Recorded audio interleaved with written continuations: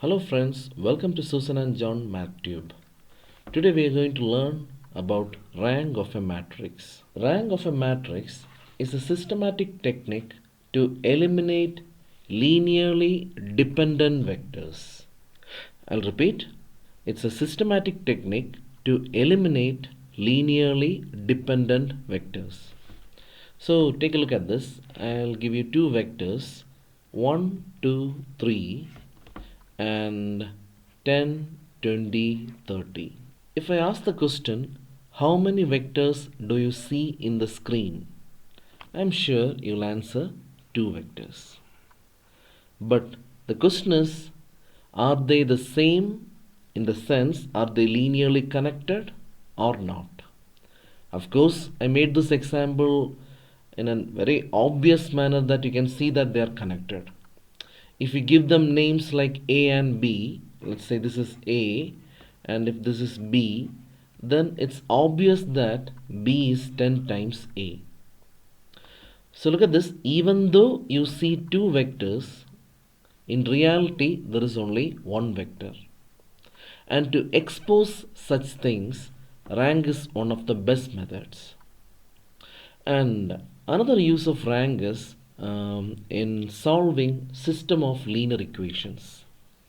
In the last video, I showed you all possible graphs in 2 dimension and 3 dimension. In 2 dimension, we saw that we had 3 options: unique solution, no solution, and infinite solution. Then we checked 3 dimension, and again we found that there are only 3 possibilities: no solution, unique solution, and infinite solution. If you have not watched the video, you can pause it right now and check that previous video where we study about the linear equations. Okay, coming back to rank. Rank is one of the best methods which is used in solving equations, because it will literally destroy the linearly dependent vectors, or let's say in the case of equation solving, the linearly connected equations will disappear, so that we'll be able to find the values of the unknowns. Anyway, you'll understand only when we do the problems.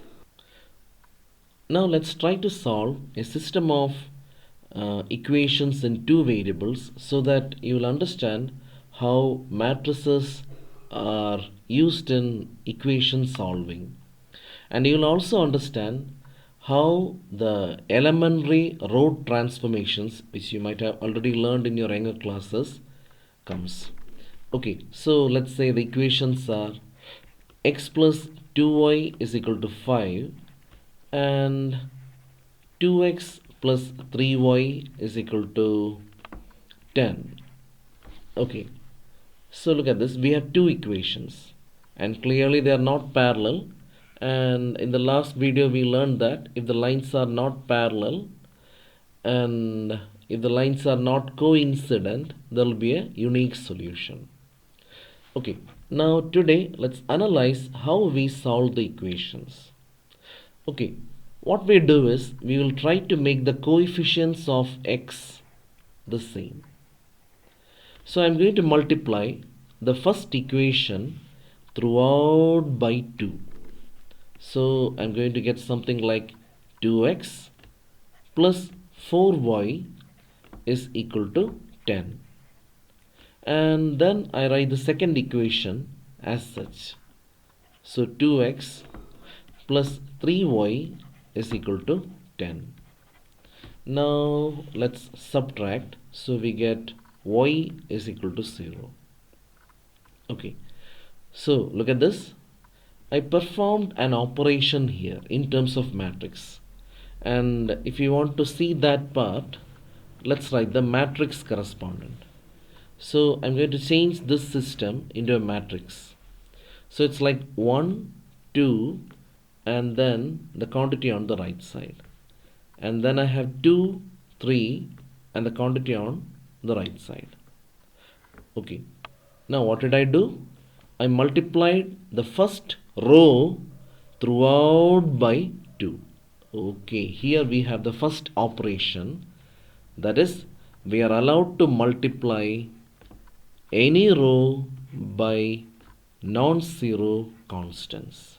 You are not allowed to multiply by 0, because if you multiply by 0, you can see that this equation will disappear. You will not have any benefit.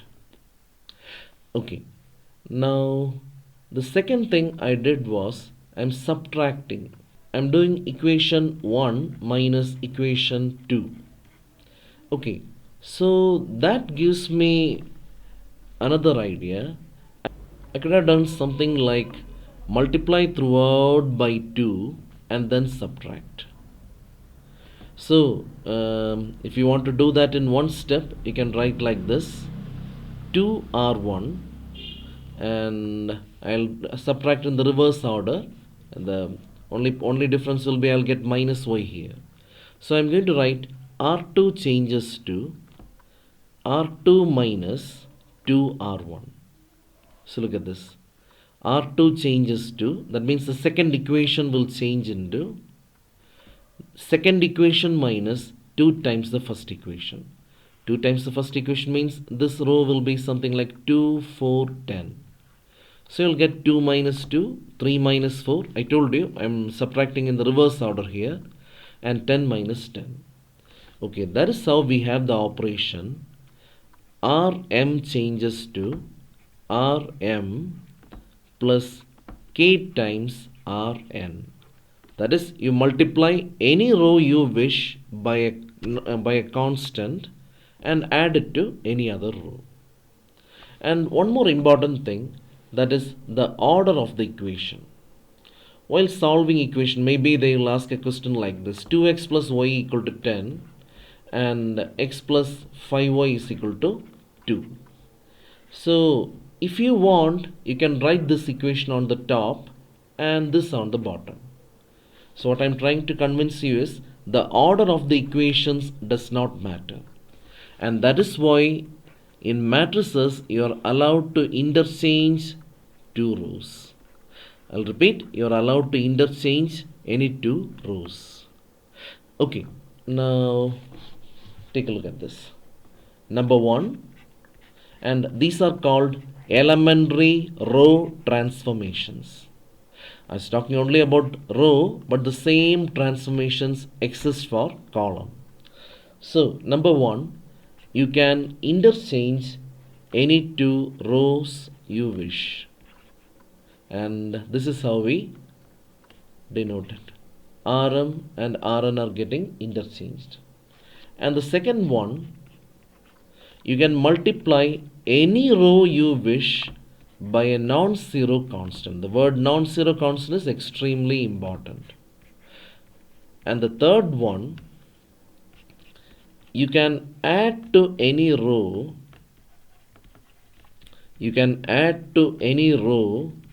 a multiple of another row. Is that clear? So these are the elementary row transformations. And if you view these row transformations in an equation solving perspective, then it will be more sensible. Let's learn about vectors and all those things a little bit later, but it will be easy for the bachelor students to understand the elementary row transformations from an equation solving perspective. And similarly, I promised you the elementary column transformation. So, but I'm not going to write those transformations here, but it's the same thing. You just replace R with the letter C, and you can interchange two columns. You can multiply any column by a non-zero constant, and the same thing. So they are called elementary column transformations. Okay, now let's study how to find the rank of a matrix. So remember, there are two methods which are commonly used to find the rank of a matrix. There are other methods also, but in your syllabus you have only two methods. And the first method is finding rank by reducing the matrix into something called normal form. Okay, and in normal form, both elementary row transformation and elementary column transformation can be used. Okay, now let's learn how to reduce a matrix into normal form with the help of an example. Okay, so you consider the matrix 1, 2, 3, 4, 5, 6, 7, 8, 9. It's just a simple matrix, just a 3 by 3 matrix. So look at this. I'll tell you step number 1. Step number 1 is you have to make A11, the corner element, the first element you see, into 1. Anyway, there's a good news here. It is already 1. If it is not 1, you have to apply elementary row transformation or elementary column transformations and make it 1. Okay. Now, the second thing you have to do is you have to make all the elements below 1. So first element becomes 1. Then you have to convert all the elements beneath it into zeros. You have to convert all the elements beneath this 1 into zeros. And the third thing to do, you have to convert all the elements on this side of 1 into zeros. And one more thing, one very important thing. If you want to convert any element below 1 to 0, we'll be using row operation. At the same time, if you want to convert any element on the side of 0, we'll be using column operation. So make that part very clear. And I'm going to write my operations. I'll write the box and the operation. You can write the operation here or in here. Anyway, I'm going to write it over here. Now look at this. I'll focus only on this number. I already told you the first step is already over because it's already 1. I'll focus here. And I can see that 4 minus 4 into 1. 4 minus 4 into 1. That will give me 0. And that is exactly what I am trying to do. Because I have to convert it into 0. Then I'll focus on the next number which is below 1. 7. And I know very well 7 minus 7 into 1 will be 0. And with the help of these two, I will generate my operations. Okay, so the first operation will be R2 changes to, look at this 4 is in second row.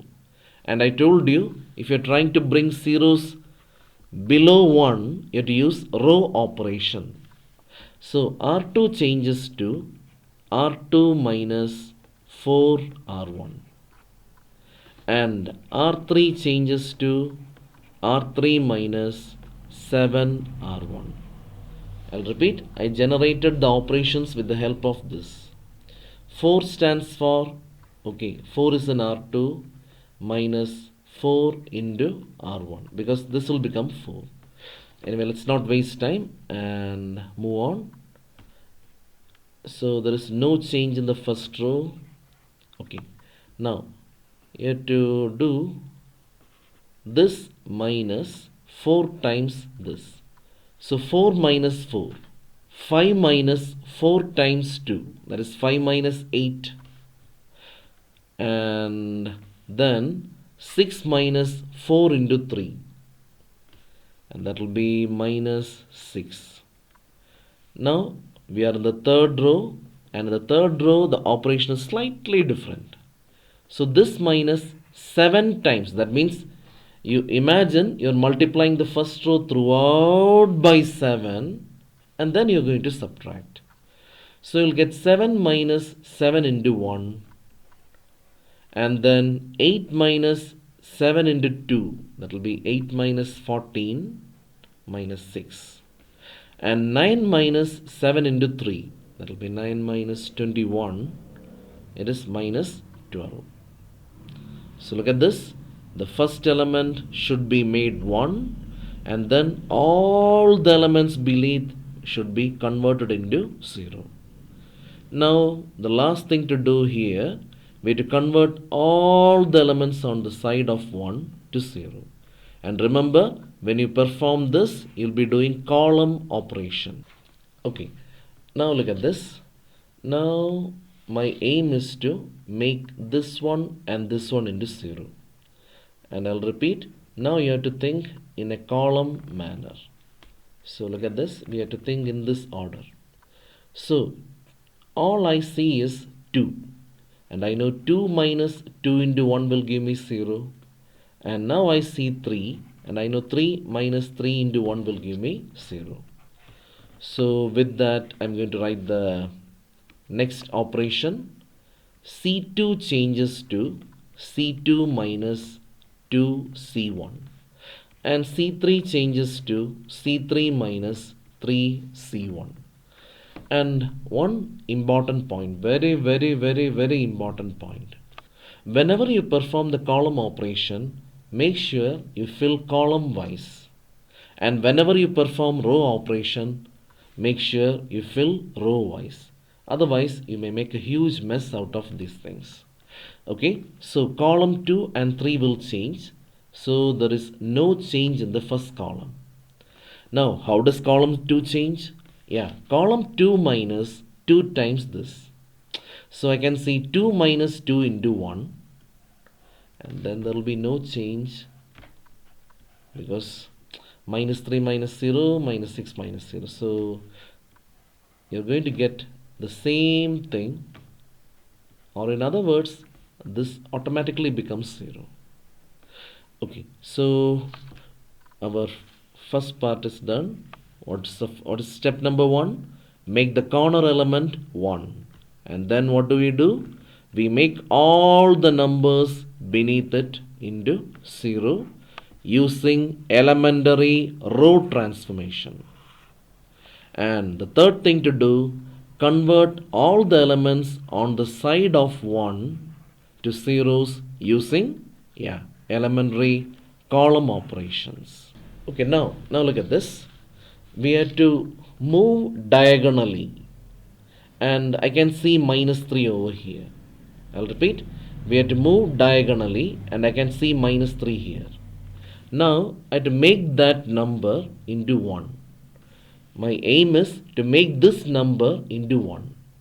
In case the diagonal element is 1, you make the next number to 1 and then rearrange. But you don't have to worry about it now. So you just move diagonally, and I'll write the easiest thing. I'm going to write R2 changes to 1 by minus 3 times R2. I told you, you're allowed to multiply any row or any column throughout by non-zero constant. And I had to make this 1. So there is no change in the first row, and here 0, 1, and then 2, and I'll write the same thing here. Okay, so I hope you're okay with this. Now perform the same thing which you did earlier. Make the first element 1 and the elements beneath it 0, and then the elements on the side 0. Okay, so I have to convert the element beneath this into 0. So I can see that it is minus 6, and I know very well minus 6 plus 6 into 1 will give me 0. I'm going to write the next operation, R3, because I want to make this person 0 using this 1. So 1 is in R2 and my minus 6 is in R3. R3 changes to R3 plus 6 R2. And since there is no change in the first row, I can just write like this. And remember, whenever you have a row operation, you have to fill row wise. And this will be 0, minus 6 plus 6, 0, minus 12 plus 12, 0. Okay, now I transformed the numbers beneath 1 into 0. Now the last thing to do, I have to convert the number to the side to 0. My aim is to make this quantity 0. I told you, whenever you make an element on the side of 1 to 0, you have to think column wise.